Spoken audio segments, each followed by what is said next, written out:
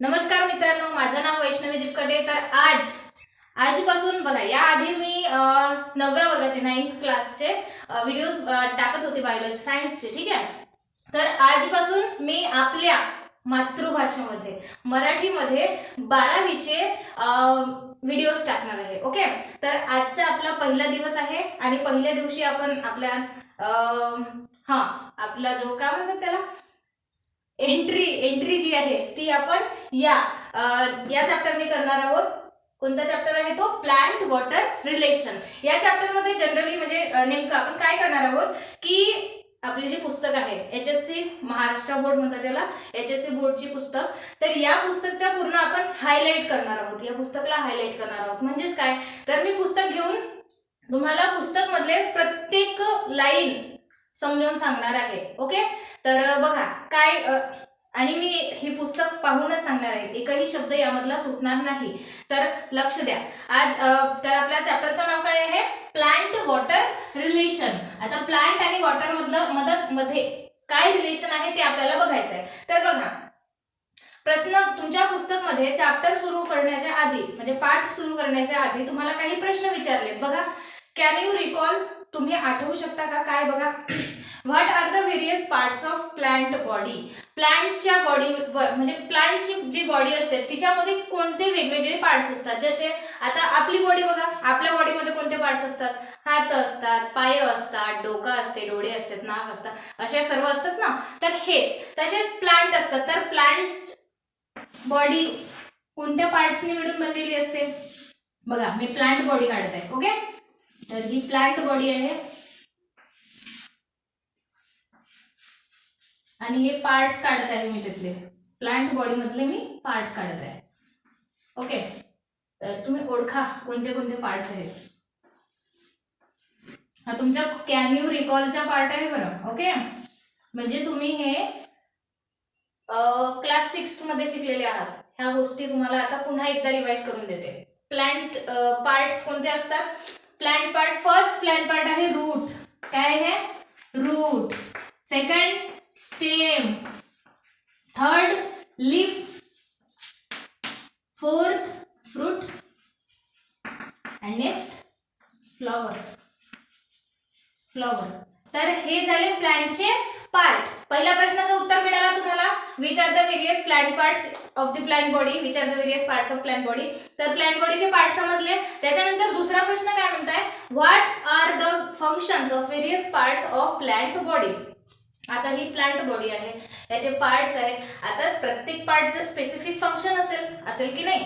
तर जसा रूटचं फंक्शन काहीतरी असेल वेगळं, स्टेमचं पण वेगळं फंक्शन असेल, लीफचं पण असेल. बघा, प्लांट्समध्ये कुठलीही गोष्ट काय म्हणतात विनाकारण नसते. जशी आता आपल्या बॉडीमध्ये बघा, आपल्या बॉडीमध्ये कुठलीही गोष्ट विनाकारण नाहीये. हात कशाला आहेत? भरपूर काम करतो आपण हातांनी. डोळे कशाला आहेत? पाहण्यासाठी आहेत. तोंड कशाला आहे? बोलायला आहे. तर तशाच पद्धतीनं प्लांटमध्ये सुद्धा कुठलीही गोष्ट ही टाकाऊ नसते. ओके.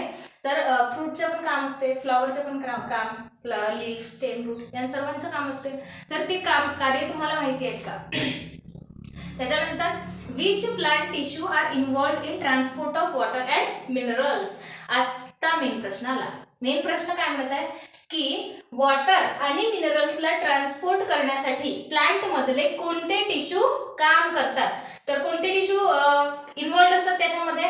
आता वॉटर आणि मिनरल्स हे कुठे मिळतात? देखो,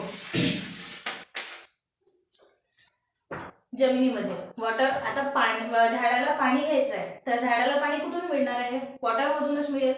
सॉरी, जमिनीमधून, सॉइल मधून मिळेल. तर सॉइल मधून पाणी आणि मिनरल्स हे या रूटच्या थ्रू घेतील. पण इथून आता रूटच्या थ्रू तर इथपर्यंत आले, रूटच्या मार्फत इथपर्यंत आले वॉटर आणि मिनरल्स, पण वरती कसे जाणार? आता बघा, वरती कसे जातील? आता एक एक्झाम्पल घ्या तुम्ही. एक बिल्डिंग आहे समजा, आणि बिल्डिंगच्या एकदम वरच्या माळ्यावर आपल्याला पाणी न्यायचं आहे. आणि पाणी कुठे आहे? ग्राउंडवर आहे. ग्राउंडवरून पाणी आपल्याला वरती न्यायचं आहे. तर आपल्याला कशाची गरज पडेल? पाईपची गरज पडेल का? नळीची गरज पडेल? ओके. इथं पाणी न्यायला, तर तशाच पद्धतीनं हे जे प्लांट्स असतात या प्लांट्समध्ये सुद्धा छोट्या छोट्या अशा पाईप्स असतात, नळ्या असतात.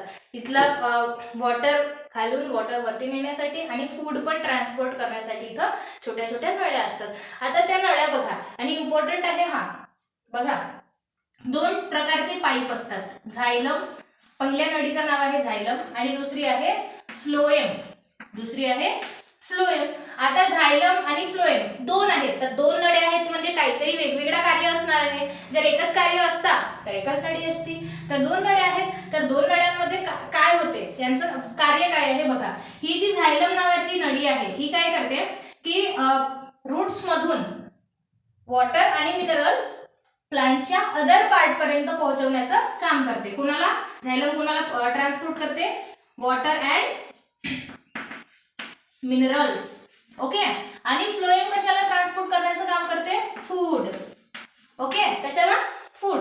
आता बघा या दोघांमध्ये तुम्हाला एक गोष्ट लक्षात ठेवायची आहे. नीटच्या परीक्षेमध्ये आता 12वी झाल्यानंतर तुम्ही नीटची परीक्षा देणार असाल, तर नीटच्या परीक्षेमध्ये यातला हे टॉपिक महत्वाचे आहेत की झायलम काय ट्रान्सपोर्ट करते आणि फ्लोएम काय ट्रान्सपोर्ट करते. तर बघा, आणि दुसरी गोष्ट म्हणजे यांची जी डायरेक्शन आहे ती महत्वाची आहे. आता डायरेक्शन म्हणजे काय, तर बघा दिशा असते.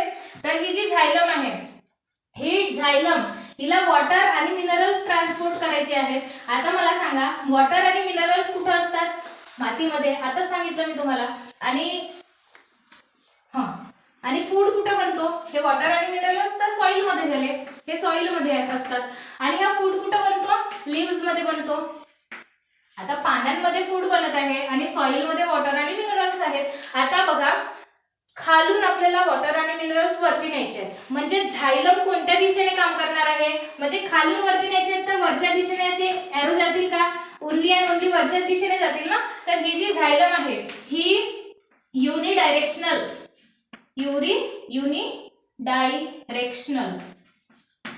असते. ठीक आहे, युनिडायरेक्शनल म्हणजे एकाच डायरेक्शननी वॉटर अँड मिनरल्स ट्रान्सपोर्ट करते. आणि ही जी फ्लोएम आहे, आता मला सांगा, हा जो फूड बनलेला आहे, लिव्स मध्ये फूड बनलेला आहे, तर लिव्स मध्ये फूड बनला तर फक्त फूडची गरज लिव्सलाच असेल का, नाही, अदर पार्ट्सला सुद्धा असेल.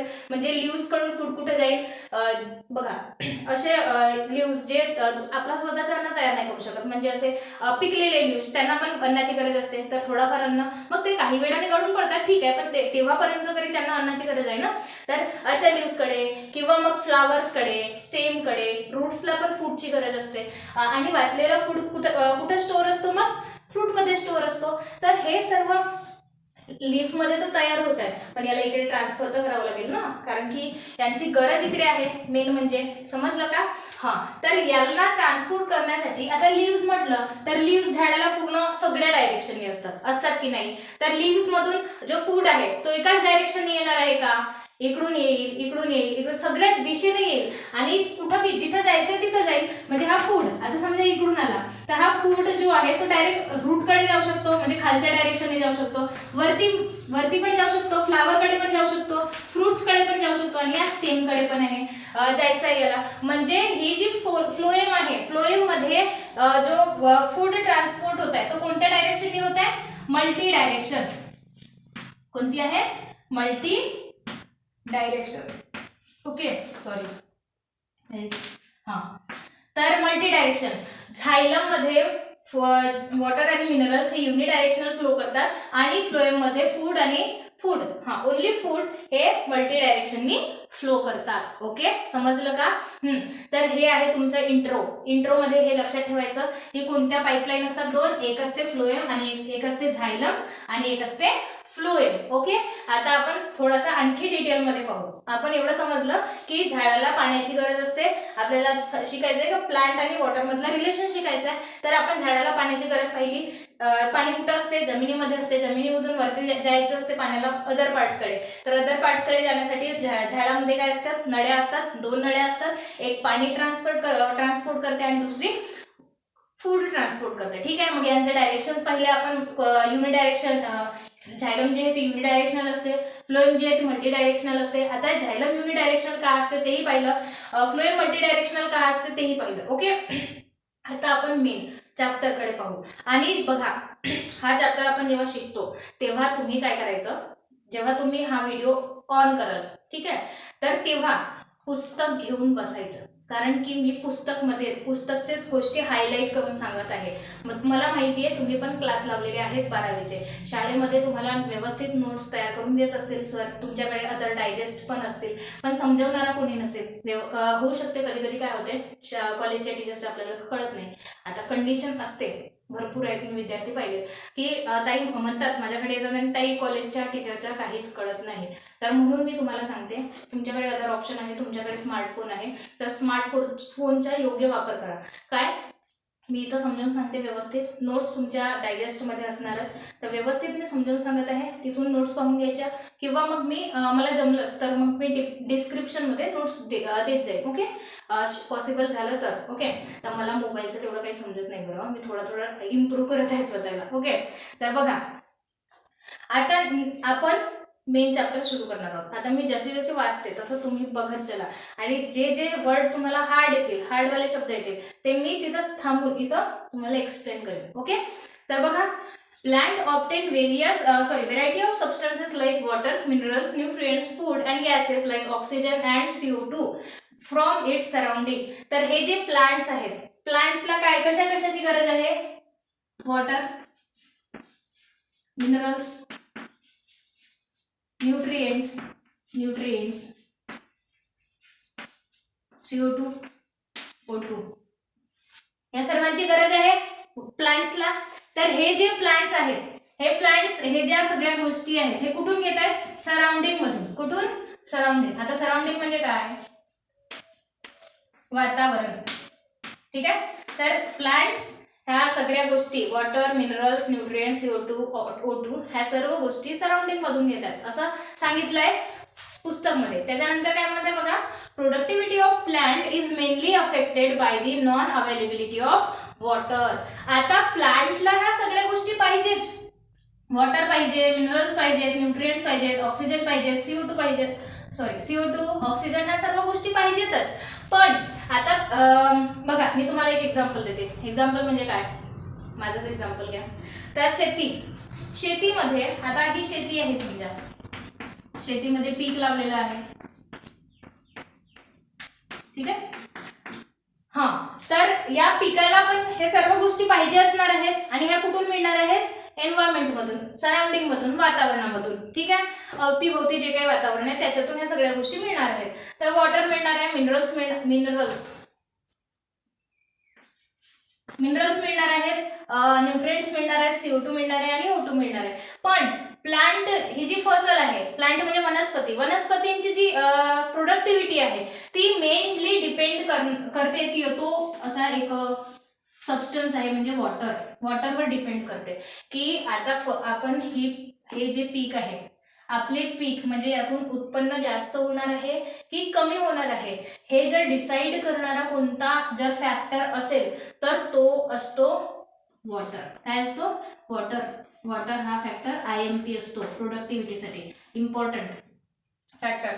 जर वॉटर व्यवस्थित मिळालं नाही या प्लांट्सला तर प्रोडक्टिव्हिटी खालवर होऊ होते. ओके, तर व्यवस्थित पाणी, म्हणजे पाणी किती महत्वाचे आहे कळत आहे का. तर पाण्याचा विषय, पाणी का महत्वाचं आहे वॉटरला, प्लांटसाठी, तर ते आपण या चॅप्टरमध्ये पाहणार आहोत. पहिला पॉईंट काय होता की हे जे सगळ्या गोष्टी आहेत प्लांट सराउंडिंग मधून घेतो, आणि प्रोडक्टिव्हिटी, प्लांटच्या प्रोडक्टिव्हिटीसाठी इम्पॉर्टंट असणारा घटक कोण आहे, वॉटर. 2 पॉईंट काढलेले आहेत. ओके, तुम्हाला समजले का, समजले असतील तर एक लाईक जरूर ठोका. ठीक आहे, त्याच्यानंतर बघा, water is considered as an elixir of life. Water constitute almost 90 to 95% of most of the plants and tissue. Water helps to maintain turgidity and shape. It shows the following properties to which it has greater biological importance. आता काय आहे बघा, मिटवते मी.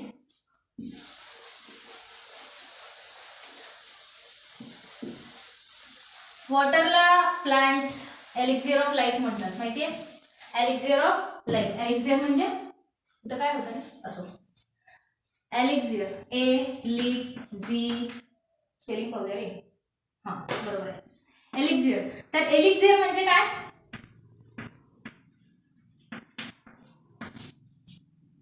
अमृत. तर हा जो water आहे हा जीवनासाठी जगण्यासाठी अमृतचं काम करते. म्हणजे का तर अमृत का म्हणतात याला, तर का म्हणतात ते आपण समोर पाहू. पण एक गोष्ट लक्षात ठेवा, एलिक्सियर ऑफ लाईफ असा प्रश्न आला तर काय लिहा तुम्ही, water. What is the elixir of life, water. प्लांटसाठी पण वॉटर इम्पॉर्टंट आहे. ओके, आता एलिक्सियर ऑफ लाईफ का म्हणतात, तर बघा की प्लांटमध्ये टोटल किती म्हणत आहे, water constitute almost 90 to 95% of most of the plant and tissue. तर प्लांटमध्ये किती 90 ते 95% वॉटर असतो. किती वॉटर आहे, 90 to 95%. तर त्याच्याचमुळे या वॉटरला एलिक्सियर ऑफ लाईफ म्हणतात. पेपरमध्ये बोर्डमध्ये 1 मार्कसाठी असा प्रश्न येऊ शकतो की why water says elixir of life, वॉटरला एलिक्सियर ऑफ लाईफ का म्हणतात, तर तुम्हाला लिहायचं आहे बिकॉज वॉटर कंटेन्स, काय म्हणतात, because water constitute almost 90 to 95% of the plant body. Plant बॉडीमध्ये 90 ते 95% वॉटर असतो. आणि एक गोष्ट पुन्हा लक्षात ठेवा, बोर्डसाठी हा डाटा इम्पॉर्टंट आहे, सॉरी नीटसाठी. नीटमध्ये तुम्हाला असा प्रश्न येऊ शकतो की वॉटर जो आहे म्हणजे प्लांट बॉडीमध्ये वॉटर किती पर्सेंट असतो, रिकामी जागा, प्लांट बॉडीमध्ये वॉटर किती पर्सेंट असतो, असं एमसीक्यू टाईप क्वेश्चन बनवून येऊ शकतो. आणि ऑप्शनमध्ये तुम्हाला 2-4 ऑप्शन राहतील, त्याच्यापैकी हा एक ऑप्शन राहील 90 to 95%. तर याला टिक मारून यायचं. तर हा नीटचा टॉपिक आहे. तुम्हाला या ठिकाणी नीटचे पण टॉपिक मिळतील इम्पॉर्टंट वाले, बोर्डचे पण टॉपिक मिळतील, तर व्यवस्थित लक्ष द्या. ओके, त्याच्यानंतर बघा आता आणि बघा हा जो वॉटर आहे पुन्हा महत्वाचं काम करतो, काय करतो, वॉटर सेलची जी टर्जिडिटी आहे, टर्जिडिटी आणि सेलचा शेप मेंटेन करण्यामध्ये हेल्प करतो. कोण, वॉटर. सेलची टर्जिडिटी, आता टर्जिडिटी म्हणजे काय, फुगीरपणा. सेलची टर्जिडिटी म्हणजे काय, फुगीरपणा. आणि शेप, सेलचा जो शेप आहे, जसे शेपची सेल आहे तशाच शेपमध्ये मेंटेन करण्याचं काम सुद्धा कोण करते, वॉटर करते. ओके, आता कोणती सेल आहे समजा, तिचा शेप असा आहे, तर हा या शेपमध्ये राहिली पाहिजेत आणि ती टर्जिड असली पाहिजेत,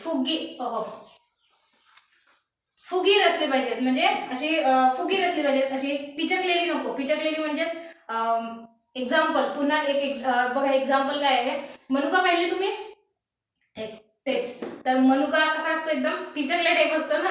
हा, आणि त्याच्याच हे चांगला मला व्हर्जन पाहिला तर आपण अंगूर म्हणू शकतो. अंगूर पासूनच मनुका म्हणतो ना रे. हा, तर बघा, तर अंगूर बघा पुन्हा एक समजावून सांगण्यासाठी थोडंसं एक्झाम्पल देते, लेम आहे थोडासा, पण समजायसाठी थोडंसं इझी आहे. तर अंगूर काय असतो, एकदम टर्जिट असतो, फुगलेला असतो, आणि अंगूर पासूनच बनलेला. आता माहित नाही मनुका अंगूर का एक्झॅक्टली अंगूर पासूनच बनतो ना, मला नाही माहितीये, पण वाटते तसंच बनत असेल म्हणून. बरं, एक्झाम्पल आणि आपण घेऊ अंगूर आणि मनुका. तर बघा, समजा अंगूर आहे, अंगूर कसा असतो, फुगीर असतो, फुगलेला असतो, त्याच्यामध्ये जास्त पाणी असते. आणि मनुका कसा असतो, पिचकल्यासारखा असतो ना रे. मनुकाला इंग्लिशमध्ये काय म्हणतात रे असं काही पण म्हणत असतील तर ते किशमिश. ओके, तर किशमिश जे आहेत, अंगूर आणि किशमिश, तर बघा, तर किशमिश कसे असतात, पिचकले असतात. तर हा जो वॉटर आहे, हा वॉटर सेलला पिचकू देत नाही. जर सेलमध्ये वॉटर कमी झाला तर सेलचा शेप बिघडेल आणि टर्जिडिटी सुद्धा कमी होईल. तर टर्जिडिटी कमी नाही झाली पाहिजे ना, सेलमध्ये स्पेसिफिक म्हणजे व्यवस्थित जागा राहिली पाहिजे. आणि जागा व्यवस्थित राहिली तर झाड कसं राहील, एकदम ताजा राहील व्यवस्थित, हो की नाही. आणि जर तुम्ही पाहिलंय का, उन्हाळ्यामध्ये काय होते, पाणी कमी असते, पाणी सगळं जो आपला प्लांट आहे, वनस्पती आहे, त्यांच्यामधला जो पाणी आहे तो सगळं उडून जातो. मग काय होते, पाणी उडाल्यावर काय होते, झाडाचे जे पानं आहेत त्याचे पडतात का खाली, ते का पडतात, किंवा मग काय होतंय, कधी कधी असे एकदम असे होऊन जातात, बंद होतात. तर ते का होतात, कारण त्यांच्यामध्ये वॉटर कमी झाला. वॉटर कमी झाल्यामुळे शेल कशा झाल्या, पिचकल्या एकदम.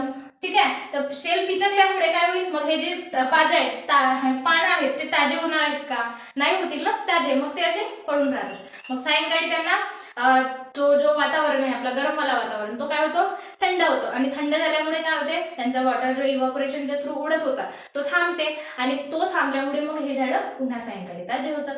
समजत आहे का पाणी दिल्यावर. तर वॉटरचा रोल काय आहे, water is help to maintain the turgidity and shape of the cell. हा आहे मेन. समजलं का. आता आपण थोडासा वॉटर विषयी पाहिलं की वॉटरचा नेमका प्लांट सोबत कशा पद्धतीने संबंध आहे. आता आणखी डिटेल मध्ये जायचं आहे आपल्याला आणि शिकायचे आहेत आपल्याला. काय शिकायचे आहे, प्रॉपर्टीज ऑफ वॉटर. वॉटरच्या प्रॉपर्टीज पाहू. आणि मेन गोष्ट लक्ष द्या, ठीक आहे, काय आहे लक्ष द्या, एकदम क्लिअरली लक्ष द्या. प्रॉपर्टीज ऑफ वॉटर मधून बोर्डच्या एक्झाम मध्ये प्रश्न आलेला आहे. What are the properties of water. तर या टॉपिक कडे लक्ष द्या. आणि थोडासा किचकट टॉपिक आहे, बरेच शब्द तुम्हाला या टॉपिक मधले समजणार नाहीत. तर ते शब्द मी आता तुम्हाला सोप्या भाषेत समजावून सांगणार आहे. तर व्यवस्थित लक्ष द्या. Properties of water. आणि काही नोट करायचं असेल तर नोट करून घ्या. आणि नवीन हेडिंग द्या, काय, प्रॉपर्टीज ऑफ वॉटर. ओके, ठीक आहे. तुम्ही हे मिटवून टाकते.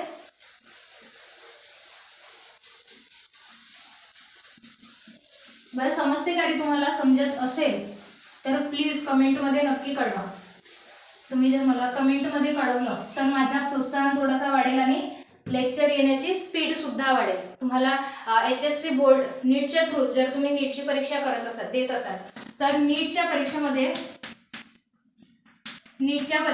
तुम्हाला NCERT ची NCERT ही पुस्तक करावी लागते. पण NCERT च्या थ्रू तुम्ही HSC तुमच्या बोर्डच्या थ्रू जरी नीट देतो म्हटले तरीही तुम्ही देऊ शकता HSC च्या थ्रू. कारण HSC ही थोडीशी आणखी डिटेलमध्ये आहे. NCERT मध्ये काही टॉपिक असतात डिटेलमध्ये, पण जास्त करून HSC बोर्ड ही जी आहे पुस्तक आणि HSC वाचली की NCERT तुम्हाला इझिली समजून जाईल. मी हे सांगते कारण मी पण अभ्यास केलेला आहे. ठीक आहे. तर HSC बोर्डच्या व्यवस्थित लक्ष द्या. तुम्हाला या पुस्तक मध्ये नीटचे टॉपिक मी सांगणार आहे आणि महाराष्ट्र बोर्ड मध्ये जे येतात ते प्रश्न सुद्धा सांगणार आहे. लॉंग क्वेश्चन कसे येतात, शॉर्ट क्वेश्चन कुठून येऊ शकतात, MCQ कुठून येऊ शकतात, नीट मध्ये MCQ कुठून बनवू शकतो, हे सगळ्या गोष्टी मी या ठिकाणी सांगणार आहे. तर नेक्स्ट हेडिंग टाका, प्रॉपर्टीज ऑफ वॉटर. आता आपण वॉटरच्या प्रॉपर्टीज पाहू. तर वॉटरच्या त्या प्रॉपर्टीज मुळेच वॉटर हा प्लांटसाठी एलिक्सियर आहे, अमृत आहे. तर कसं आहे बघा.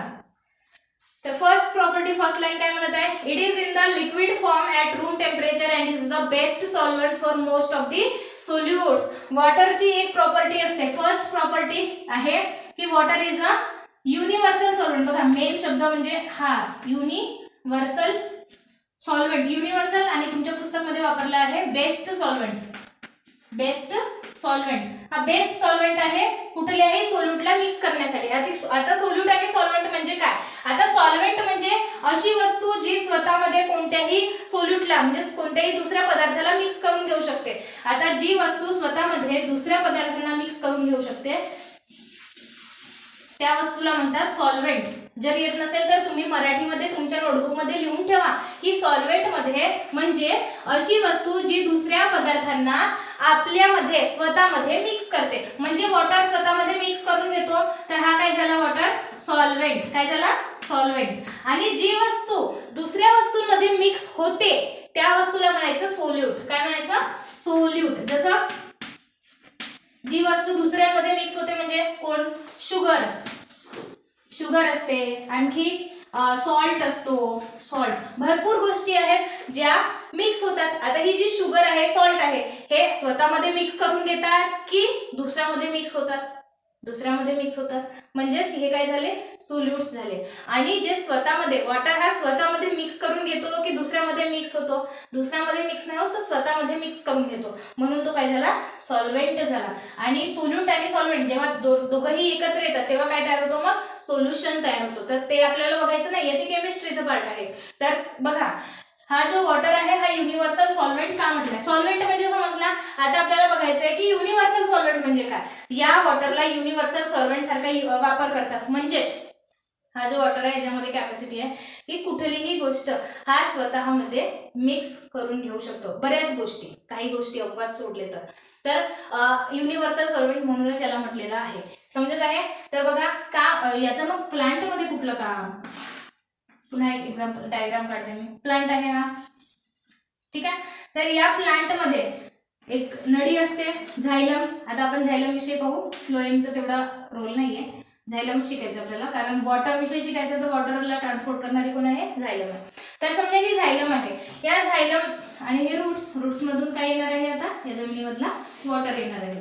तर वॉटर याच्यामध्ये जाणार आहे. आता वॉटर कोणाला घेऊन जाणार आहे? वॉटर एकटाच तर नाही जाणार ना, मिनरल्स वगैरे असतात जमिनीमध्ये. जसे मिनरल्स कोणते असतात? सोडियम, पोटॅशियम, जे काही लागत आहेत प्लांटला, सोडियम, पोटॅशियम,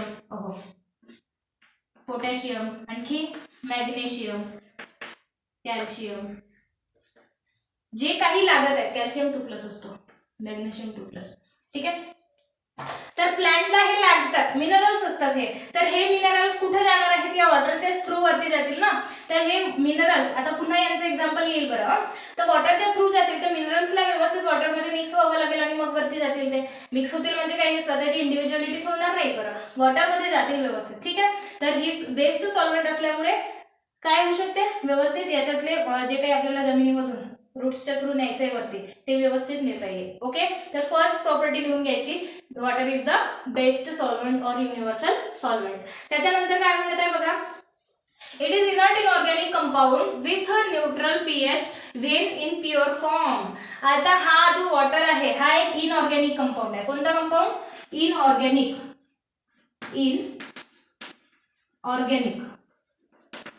इनऑर्गॅनिक कंपाऊंड. आता इनऑर्गॅनिक कंपाऊंड म्हणजे काय? तर इनऑर्गॅनिक समजवण्यासाठी मी तुम्हाला आधी ऑर्गॅनिक समजावून सांगते. काय आहे ऑर्गॅनिक कंपाऊंड? एक मिनिट, मी कॅमेरा चेक करून येते. थोडासा आपला कॅमेरा गडबड आहे, बंद होते मध्येच. ओके. हां, तर इनऑर्गॅनिक आणि ऑर्गॅनिक समजावून सांगायचंय. वॉटर हा इनऑर्गॅनिक कंपाऊंड आहे असं म्हटलंय आपल्या पुस्तकामध्ये, ठीक आहे. तर काय म्हटलंय या वॉटरला? इनऑर्गॅनिक. तर बघा, ऑर्गॅनिक म्हणजे काय? ज्या कंपाऊंडमध्ये कार्बन, हायड्रोजन आणि ऑक्सिजन. आता तुम्ही 12व्या वर्गामध्ये गेलेले आहात, तर तुम्हाला कार्बन काय असतो, हायड्रोजन काय असतो आणि ऑक्सिजन काय असतो हे कळलेलंच असेल. हे सांगायची गरज आहे का कार्बन, हायड्रोजन आणि ऑक्सिजन काय असतो? नाही ना. तर बघा, ऑर्गॅनिक कंपाऊंड म्हणजे जे ऑर्गॅनिक कंपाऊंड कार्बन, हायड्रोजन आणि ऑक्सिजननी मिळून बनलेले असतात त्यांना ऑर्गॅनिक कंपाऊंड म्हणतात. आणि जे कंपाऊंड्स कार्बन, हायड्रोजन आणि ऑक्सिजननी मिळून बनलेले नसतात त्यांना म्हणतात इनऑर्गॅनिक कंपाऊंड्स. मग तुम्ही म्हणाल की आपण वॉटर शिकत आहोत, वॉटर मध्ये काय आहे? वॉटर आहे, तर वॉटर मध्ये काय आहे? 2 हायड्रोजन आणि 1 ऑक्सिजन. आता तुम्ही म्हणत आहात की ऑर्गॅनिक कंपाऊंड मध्ये काय असायला पाहिजे? कार्बन, हायड्रोजन आणि ऑक्सिजन. तर हायड्रोजन आणि ऑक्सिजन तर आम्हाला इथंच दिसून राहिले, 2 हायड्रोजन आणि 1 ऑक्सिजन. तर मग त्याला ऑर्गॅनिक कंपाऊंड का नाही म्हणत? तर बघा, ऑर्गॅनिक कंपाऊंड मध्ये मेन म्हणजे 2 कंपाऊंड असतात. कोणते? कार्बन आणि हायड्रोजन. ऑक्सिजन पण येतो त्याच्यामध्ये, तुम्ही केमिस्ट्रीमध्ये शिकलेले असाल किंवा शिकणार असाल जर व्हायचं नसेल टॉपिक तर. बघा, कार्बन आणि हायड्रोजन मेन हे असतात, कंपोनेंट्स, मॉलिक्युल्स असतात. ओके. ॲटम्स, मेन ॲटम्स हे असतात कार्बन आणि हायड्रोजन. तर कार्बन आणि हायड्रोजन असेल तर याला म्हणतात ऑर्गॅनिक कंपाऊंड्स. पण या ठिकाणी तुम्हाला कार्बन दिसत आहे का? हायड्रोजन आणि ऑक्सिजन दिसत आहे, पण मेन वाला जो गडी आहे तो कोण आहे? कार्बन आहे. तर कार्बन नाहीये म्हणून हा ऑर्गॅनिक पासून झाला कट, वॉटर कट झाला ऑर्गॅनिक मधून. म्हणजे हा कशामध्ये जाणार आहे? इनऑर्गॅनिक मध्ये जाणार आहे. तर हा जो वॉटर आहे तुमच्या पुस्तकमध्ये म्हटलंय, एक लाईन म्हटली आहे की water is the inorganic compound with neutral pH. आणखी एक नवीन शब्द जोडला, न्यूट्रल पीएच. ऑर्गॅनिक हा इनऑर्गॅनिक कंपाऊंड आहे वॉटर आणि न्यूट्रल पीएच आहे याचा. आता न्यूट्रल पीएच म्हणजे काय? तुम्ही ऍसिड, बेस नाव शिकलाय का कधी? तर बघा, एक पीएच स्केल असते, 1 to 14 नंबर्स असतात तिथं, ठीक आहे. 1 to 14 1 असं तिथे, ठीक आहे. आणि मध्ये असतो 7. तर ज्या वस्तूचा पीएच हा 7 पेक्षा कमी असेल तर त्या वस्तूला म्हणायचं ऍसिड, आणि ज्या वस्तूचा पीएच 7 पेक्षा जास्त असेल त्या वस्तूला म्हणायचं बेस. काय म्हणायचं? बेस. आणि ज्या वस्तूचा पीएच एक्झॅक्टली 7 असेल त्याला म्हणायचं न्यूट्रल. काय म्हणायचं? Neutral pH. म्हणजे त्याचा पीएच काय आहे, कसा आहे तो? न्यूट्रल आहे. आता वॉटर जो आहे हा वॉटर हा असतो न्यूट्रल. काय असतो? न्यूट्रल. न्यूट्रल म्हणजेच वॉटर जनरली दुसऱ्याशी जास्त म्हणजे रिॲक्शन देत नाही लवकर. ठीक आहे. न्यूट्रल असतो याचा पीएच. आणि ज्यांचं कमी असतं ते ऍसिड असतात, ज्यांचं पीएच म्हणजे 7 पेक्षा जास्त असतं ते बेस असतात. ओके. तर लाईनचा अर्थ समजला. Water is inorganic compound with neutral pH. Okay. त्याच्यानंतर बघा म्हणजे वॉटर जर प्युअर फॉर्म मध्ये असेल तरच तो न्यूट्रल असेल बरं. तुम्ही नाही तर मग म्हणाल आम्ही डबक्यामधला वॉटर आणतो आणि तो न्यूट्रल आहे का चेक करतो, त्याच्यासोबत तुम्ही एखादी रिॲक्शन कराल तर रिॲक्शन होऊन जाईल, कारण तिथं इम्प्युरिटीज पण आहेत. प्युअर वॉटर न्यूट्रल असतो, हे लक्षात ठेवा. ओके.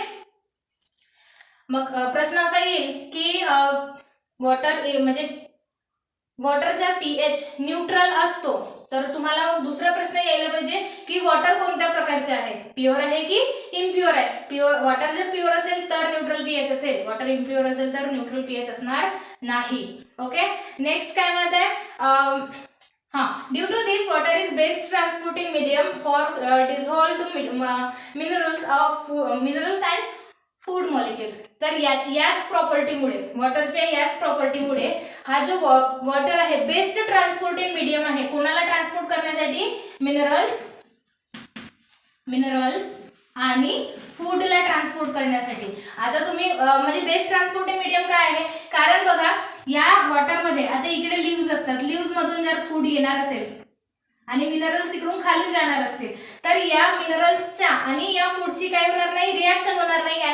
ऍसिडिटी बेसिसिटी म्हणजे हे प्रमाण वाढणार नाही. समजत आहे का? आता फूड समजा वॉटर सोबत रिॲक्ट झाला असता, म्हणजे वॉटर हा न्यूट्रल नसता तर काय झालं असतं, फूड ऍसिडिक होत गेलं असतं आणि ऍसिडिक झाल्यावर प्लांटला काय झाली असती, नुकसान झालं असतं ना, प्लांटला इजा झाली असती. ओके.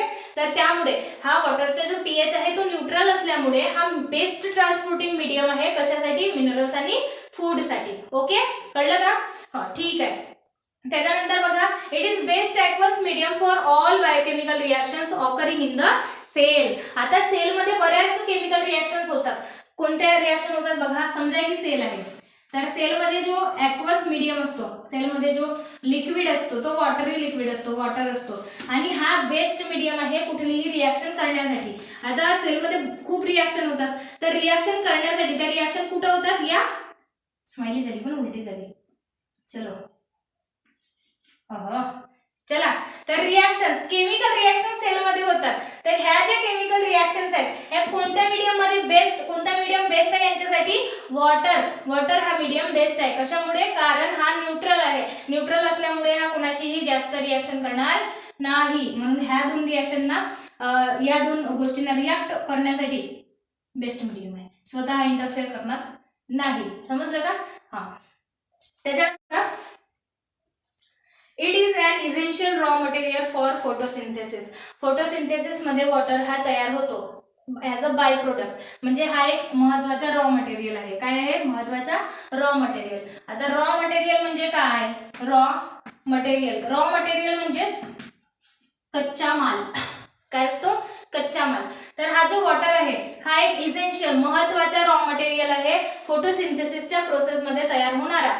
तर रॉ मटेरियल म्हणजे कच्चा माल. आता कच्चा माल म्हणजे काय मी तुम्हाला समजावून सांगते. कच्चा माल काय असतो, तर कच्चा माल म्हणजे जशी वस्तू तयार झाली तशीच. जसा कापूस घ्या एक्झाम्पल. आता शेतकरी माणसं, कापसाचे एक्झाम्पल देऊ. काय आहे बघा, शेतामधून कापूस येतो तर कापूस जो आहे तो झाला कच्चा माल. काय झाला? कच्चा माल. आणि कापूस जेव्हा कंपनीमध्ये जातो, फॅक्टरीमध्ये जातो आणि तिथं जाऊन काय बनतात, मग कपडे बनतात. तर कपडे काय झाले? पक्का माल झाले. कापूस काय झाला? कच्चा. तर तशाच पद्धतीने हा डायरेक्टली तयार होतो म्हणून याला रॉ मटेरियल म्हणतात. फोटोसिंथेसिस मध्ये तयार होणारा महत्वाचा रॉ मटेरियल आहे वॉटर. समजत आहे का? जसं आता घर, समजा आपल्याला घर बनवायचं आहे तर घर बनवण्यासाठी सुद्धा आपण कच्चा माल आणतो. कच्चा माल कोण? लोहा, रेती, गिट्टी, हे काय आहे? कच्चा माल. आपण जसं बनलं तसंच आणलं ना उचलून. मग त्यांच्यापासून आपण स्पेसिफिक स्ट्रक्चर बनवतो, घर बनवतो आपला. मग घर काय झाला? पक्का माल झाला. म्हणजे कच्चा माल, रॉ मटेरियल मधला फरक समजला, कच्चा माल आणि पक्का माल. Okay okay. तर बघा, तर ह्या सगळ्या प्रॉपर्टीज. त्याच्यानंतर काय म्हणत आहे, water has high specific heat, high heat of vaporization and high heat of fusion. Due to this it act as a thermal buffer. अरे बापरे, भारी भारी शब्द आले. एक मिनिट समजावून सांगते काय असतात ते शब्द.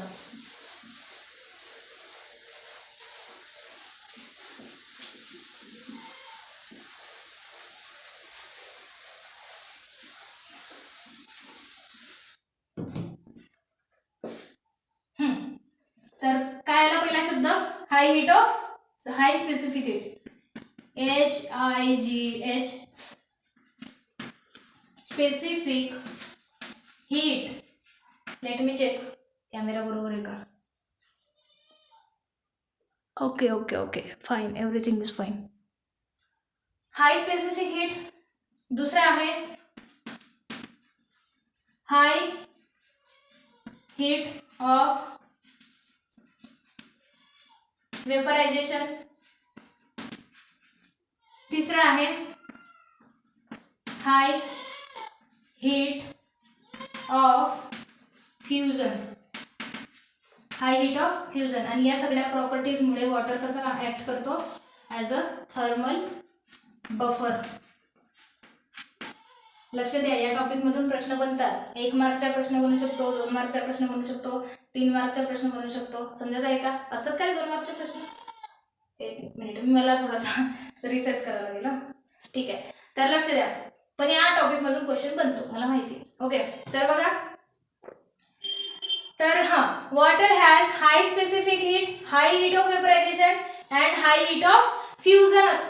हे सगळ्या प्रॉपर्टीज ह्या हाय असतात वॉटरमध्ये. आता पहिली प्रॉपर्टी पाहू, high heat of high specific heat. High specific heat म्हणजे काय, तर हाय स्पेसिफिक हीट म्हणजे बघा, आता या एखादा वॉटर आहे, वॉटरचा थेंब घेऊ आपण, थोडासा थेंबर पाणी घेऊ, आणि या पाण्याची आपल्याला हीट वाढवायची आहे, टेम्परेचर वाढवायचं आहे. तर त्याला टेम्परेचर जास्त द्यावं लागेल. समजा आता हा एक थेंब वॉटर आहे आणि एक पतेल्यामध्ये तुम्ही वॉटर घ्या, एका काय म्हणतात, ठीक आहे, तो वॉटर गरम करण्याचा तो जो काही आहे बाल्टी घ्या. तर बाल्टीमध्ये वॉटर घ्या. आता दोन्ही वॉटरला, हा एक थेंब वॉटर घ्या एका वाटीमध्ये. ठीक आहे, वाटी कशी असते, ठीक आहे, हो, चलो, एक थेंब वॉटर घ्या आणि एक बाल्टी वॉटर घ्या. आता वॉटरची स्पेसिफिक हीट, वॉटरला थोडासा जरी गरम करायचं असेल, 1 डिग्री जरी वाढवायची असेल, तरी जेवढा टेम्परेचर या 1 बाल्टी पाण्याला लागणार आहे, तेवढाच टेम्परेचर या 1 थेंब पाण्याला सुद्धा लागेल. समजलं का. म्हणजे वॉटरची स्पेसिफिक हीट ही हाय आहे, हाय स्पेसिफिक हीट. समजत आहे का. आता पुन्हा एक एक्झाम्पल देते मी. वॉटरला जर गरम करायचे आहे, आपण 3 वस्तू घेऊ, एकामध्ये वॉटर घेऊ, एकामध्ये पेट्रोल घेऊ आणि एकामध्ये काय घेऊ, तेल घेऊ. तर ठीक आहे, ऑइल, पेट्रोल आणि वॉटर. सांगा, आग लावा कुठं, खाली, यांच्यामध्ये आग लावा.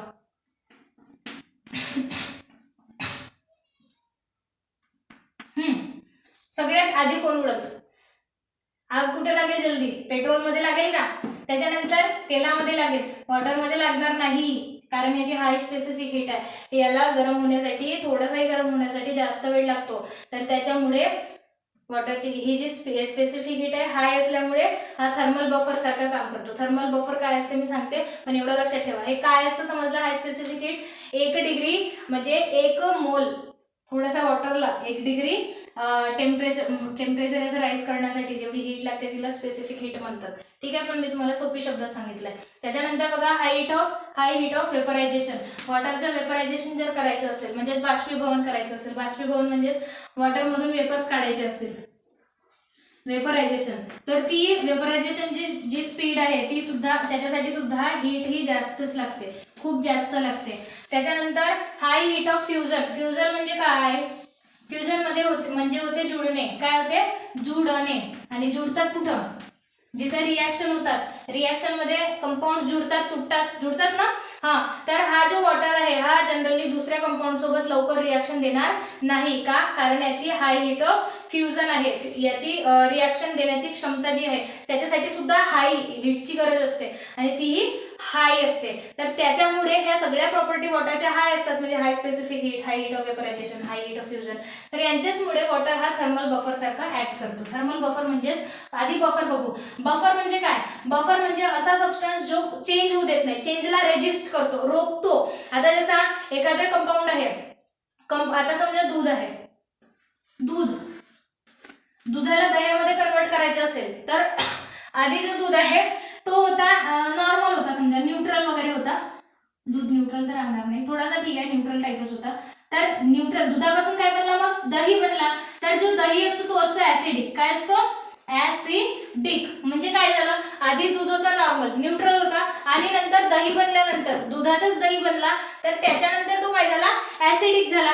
पण वॉटर जो आहे, वॉटर असा पदार्थ आहे याच्यामध्ये कुठलीही गोष्ट मिक्स झाली तर याचा पीएच चेंज होणार नाही, जसा आहे तसाच राहील. त्याच्यामुळे असा सबस्टन्स जो कुठलाही चेंज, बदल काय करतो, रेजिस्ट करतो, रोखतो, त्यालाच म्हणतात बफर. तर हा वॉटर काय आहे, थर्मल बफर. काय आहे, थर्मल. वॉटरमध्ये कुठलीही गोष्ट जरी मिक्स झाली तरी हा, आता समजा हा वॉटर आहे, आता वॉटरमध्ये मी काहीतरी मिक्स केलं तर असं होणार नाही की आता नॉर्मल वॉटरचा बॉइलिंग पॉईंट असतो 100 डिग्री सेल्सिअस. तर वॉटरमध्ये काहीतरी मी मिक्स केला, समजा साखर मिक्स केली आणि याला बॉईल करायला ठेवलं, तर याचा जो बॉइलिंग पॉईंट आहे हा 110 झाला किंवा 90 झाला किंवा 80 झाला, असं कधीही होणार नाही, कारण हा थर्मल बफर सारखा ऍक्ट करतो. जो टेम्परेचर आहे त्याच टेम्परेचरवर हा बॉईल व्हायला लागेल. ओके, म्हणजेच हा थर्मल बफर सारखा ऍक्ट करतो. म्हणजे तुम्हाला ह्या प्रॉपर्टीज यांचा अर्थ समजला का? शब्द मोठे मोठे आहेत पण यांचा अर्थ समजलेला असेल तर पुन्हा एकदा लाईक ठोका. ठीक आहे, त्याच्यानंतर बघा आता प्रश्न, बोर्डमध्ये प्रश्न कसा येतो, why water act as a thermal buffer. Water हा थर्मल बफर सारखं कार्य का करते? तर तुम्हाला लिहावं लागेल, because water have high specific heat, high heat of vaporisation, high heat of fusion. Okay, तर हा आहे त्याचा उत्तर. तर तुम्हाला वॉटरच्या काही प्रॉपर्टीज समजल्या असतील. पहिली प्रॉपर्टी पाहिली की water is a universal solvent. दुसरी प्रॉपर्टी होती water is a inorganic compound with neutral pH. तिसरी प्रॉपर्टी हाय स्पेसिफिक हीट. चौथी हाय हीट ऑफ वेपरायझेशन. पाचवी high heat of fusion. Important properties. ठीक आहे, त्याच्यानंतर बघा काय म्हणत आहे, These various properties are due to hydrogen bond between the water molecules. ह्या ज्या सगळ्या प्रॉपर्टीज आहेत ह्या कशामुळे येतात वॉटर मॉलिक्युल्स मध्ये? तर येतात एका बॉन्ड मुळे, आणि त्या बॉन्डचं नाव आहे हायड्रोजन बॉन्डिंग. हायड्रोजन बॉन्डिंग, हो सॉरी मिटवली मी, पाहून घ्या, थोडासा रिवाइंड करून. ठीक आहे,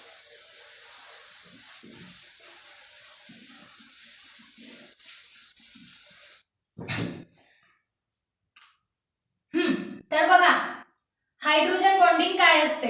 वॉटरमध्ये हायड्रोजन बॉन्डिंग असते. आधी आपण हायड्रोजन बॉन्डिंग समजून घेऊ. वॉटरचा मॉलिक्यूल काढून घेऊ आधी. Oxygen, hydrogen, hydrogen. ठीक आहे, तर वॉटरच्या मॉलिक्यूलमध्ये हायड्रोजन बॉन्डिंग असल्यामुळे आता ज्या पाहिली आपण properties, high specific heat, high heat of vaporisation, high heat of fusion, ह्या सगळ्या प्रॉपर्टीज हाय असतात. कशामुळे? हायड्रोजन बॉन्डिंग मुळे. आता हायड्रोजन बॉन्डिंग काय होते बघा. हायड्रोजन बॉन्डिंग, हायड्रोजन जेव्हा फोन लावतो, हायड्रोजन जेव्हा फोन लावतो कोणाला? फ्लोरीन, ऑक्सिजन आणि नायट्रोजन. म्हणजेच हायड्रोजन जेव्हा फ्लोरीन सोबत बॉन्ड बनवतो किंवा ऑक्सिजन सोबत बॉन्ड बनवतो किंवा नायट्रोजन सोबत बॉन्ड बनवलं, हायड्रोजननी फ्लोरीन सोबत बॉन्ड बनवला किंवा ऑक्सिजन सोबत बॉन्ड बनवला किंवा नायट्रोजन सोबत जरी बॉन्ड बनवला तरीही त्या या सगळ्या बॉन्डिंगला काय म्हणतात? Hydrogen bonding. लक्षात ठेवायचं, हायड्रोजन कुणाला फोन लावत आहे? फ्लोरीन, ऑक्सिजन आणि नायट्रोजन. फोन लक्षात ठेवायचं. हायड्रोजनची बॉन्डिंग, हायड्रोजननी जर या 3 मॉलिक्यूलशी जर बॉन्ड बनवला असेल तर त्या बॉन्डिंगला हायड्रोजन बॉन्डिंग म्हणतात. तर इथं तुम्हाला दिसत आहे का, फोन मधला एक एलिमेंट दिसत आहे ऑक्सिजन. तर हायड्रोजननी बघा ऑक्सिजन सोबत बॉन्डिंग बनवलेली आहे, म्हणजेच हायड्रोजन बॉन्डिंग झाली का? तर या हायड्रोजन बॉन्डिंग मुळे ह्या ज्या समोरच्या प्रॉपर्टीज आहेत त्या सगळ्या काय आहेत? हाय आहेत. समजलं का? ओके, तुम्ही पेट्रोलच्या आणि ऑइलचा पण एक्झाम्पल घेतला होता. तिथं बघा ऑइल, कुठलाही ऑइल घ्या, त्याचा फॉर्म्युला बघा, तिथं तुम्हाला हायड्रोजन बॉन्डिंग दिसणार नाही. पेट्रोल बघा, पेट्रोलमध्ये सुद्धा हायड्रोजन बॉन्डिंग दिसणार नाही. ती फक्त आहे वॉटरमध्ये, आणि वॉटरमध्येच असल्यामुळे ह्या सगळ्या प्रॉपर्टीज हाय असतात, आणि ह्या प्रॉपर्टीज हाय असल्यामुळे वॉटर हा थर्मल बफर सारखं काम करतो. समजलं का? त्याच्यानंतर बघा त्याच्यानंतर आहे water molecules have good adhesive and cohesive force of attraction. आता तुमच्या पुस्तकाने सांगितलं तुम्हाला की वॉटरमध्ये गुड कोहेसिव्ह आणि अडेसिव्ह फोर्सेस असतात, पण अडेसिव्ह फोर्स म्हणजे काय आणि कोहेसिव्ह फोर्स म्हणजे काय असं सांगितलं का? नाही. तर आपण ते पाहू. बघा काय असतात. तर अडेसिव्ह फोर्स आणि कोहेसिव्ह फोर्स. कोहेसिव्ह फोर्स, ठीक आहे, फोर्स. तर हे जे आहेत अडेसिव्ह फोर्स आणि कोहेसिव्ह फोर्स हे असतात स्ट्रॉंग. वॉटरचे जे दोन फोर्सेस असतात हे स्ट्रॉंग असतात. आता का असतात हे फोर्स, काय म्हणजे कसे असतात? तर बघा, जर वॉटरच्या सारख्या सेम मॉलिक्युलमध्ये म्हणजे वॉटरच्या मॉलिक्युलमध्ये हे जे फोर्सेस बनत असतील, लागत असतील, तर यांना म्हणायचं कोहेसिव्ह फोर्सेस. कोणते फोर्सेस? कोहेसिव्ह. अरे थांबा, मी तुम्हाला एक चांगला एक्झाम्पल देते. एक ग्लास घ्या. चला मोठावाला ग्लास घेतला आपण. एवढा ग्लास राहते का? ओके. तर हा आहे एक ग्लास.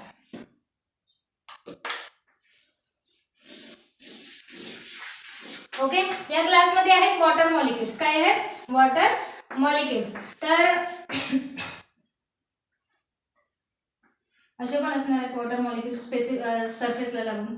तर बघा, यामध्ये ग्लासमध्ये वॉटर मॉलिक्युल्स आहेत. तर जो फोर्स या वॉटर मॉलिक्युल्स यांच्या आपापसामध्ये जो फोर्स लागतो वॉटर मॉलिक्युल्स मध्ये, त्या फोर्सला म्हणतात कोहेसिव्ह फोर्स. कोणता फोर्स म्हणतात? Cohesive force. आणि जो फोर्स दोन वेगवेगळ्या मॉलिक्युल्स मध्ये लागतो, म्हणजे हा एक सरफेस आहे, ग्लासची सरफेस आहे, म्हणजे या ग्लासच्या सरफेसच्या मॉलिक्युल मध्ये आणि या वॉटरच्या मॉलिक्युल मध्ये पण एक फोर्स लागत असेल. हे वॉटरच्या मॉलिक्युल या ग्लासवर पण फोर्स लागत असतील.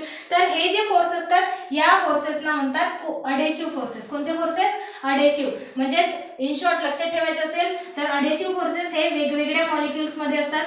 वेगवेगळ्या मॉलिक्युल्स मध्ये असतात. आणि कोहेसिव्ह फोर्सेस हे सारख्या मॉलिक्युल्स मध्ये असतात. एक्झाम्पल पाहिलं आपण की सारख्या सेम वॉटर मॉलिक्युल यांच्यामध्ये जो फोर्स असतो त्याला कोहेसिव्ह फोर्स म्हणतात. आणि दुसऱ्या मॉलिक्युल्सची म्हणजे या ग्लासमधल्या मॉलिक्युल्सची जर या वॉटर मॉलिक्युल हे फोर्स लावत असतील तर त्याला अडेसिव्ह फोर्स म्हणतात. कळलं का? तर हे जे आहेत हे दोन फोर्सेस वॉटरमध्ये असतात, स्ट्रॉंग असतात, हाय असतात, गुड असतात. ठीक आहे. त्याच्यानंतर काय म्हणत आहे? Due to high surface tension and high adhesive and cohesive force, it can easily rise in capillary. आता बघा, कॅपिलरी मध्ये हे दोन forces adhesive force, cohesive force आणि तिसरा एक आहे सरफेस टेन्शन. काय आहे? Surface tension. Surface tension. Okay. Yes. Surface tension.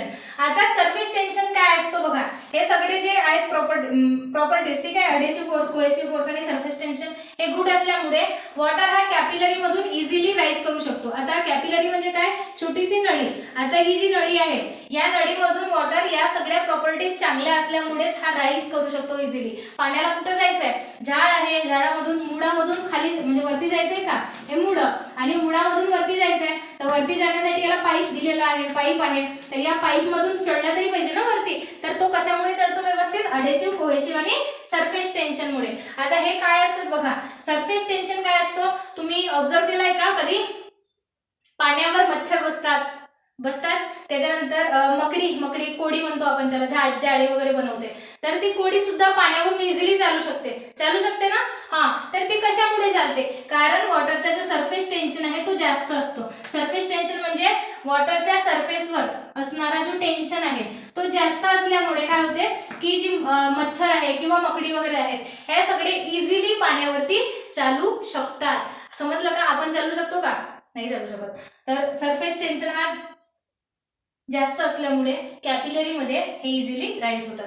प्रश्न तुम्हाला असं येऊ शकते की why water is easily rise in capillary. तर वॉटर हा एखाद्या नळीमधून, छोट्याशा नळीमधून, सूक्ष्म नळीमधून इझिली वरती कसा जातो? तर तुम्ही उत्तर काय लिहाल? Because water has good adhesive force, good cohesive force and good surface tension. उत्तर समजलं का? तर ह्या सगळ्या वॉटरच्या प्रॉपर्टीज आहेत. आणि वॉटर जो आहे हा एक सिग्निफिकंट मॉलिक्यूल आहे to connect physical world with biological processes. Water एक इसेन्शियल मॉलिक्यूल आहे. कशासाठी? फिजिकल वर्ल्डला बायोलॉजिकल प्रोसेसेस प्रोसेसेसशी जोडण्यासाठी physical world with biological processes एक लाईन लक्षात ठेवायची.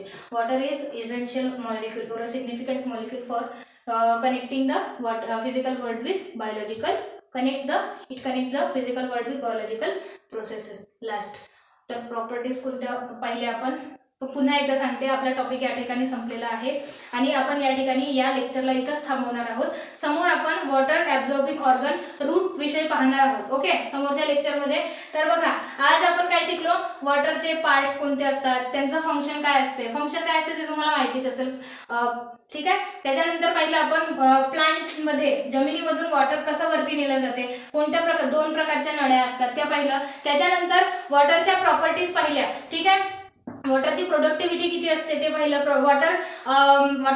प्लांटमध्ये वॉटर किती असतो ते पाहिलं. त्याच्यानंतर प्रॉपर्टीज पाहिल्या. प्रॉपर्टीज कोणत्या, पहिली होती युनिव्हर्सल सॉल्व्हंट आहे वॉटर, दुसरी होती न्यूट्रल पीएच आहे वॉटरचा, इनऑर्गॅनिक कंपाऊंड आहे. त्याच्यानंतर तिसरी काय होती, हाय स्पेसिफिक हिट, चौथी होती हाय हिट ऑफ वेपरायझेशन, पाचवी होती हाय हिट ऑफ फ्युजन. त्याच्यानंतर पाहिली की वॉटरच्या आणि वॉटर हा थर्मल बफर सारखा ऍक्ट करत होता त्या 3 प्रॉपर्टीजमुळे. त्याच्यानंतर पाहिलं की वॉटरमध्ये गुड अधेसिव्ह, कोहेसिव्ह आणि सरफेस टेन्शन सुद्धा आहे आणि त्याच्यामुळे वॉटर हा कॅपिलरी मधून इझिली वरती राईज करतो. तर आज आपण एवढं शिकलेलं आहे. समजलं का तुम्हाला? समजलं असेल तर नक्की कमेंट मध्ये कळवा. ओके, तर आता उद्या म्हणजे नेक्स्ट व्हिडिओमध्ये आपण रूट्स विषयी पाहू. ओके, तेव्हापर्यंत बाय, धन्यवाद, नमस्कार.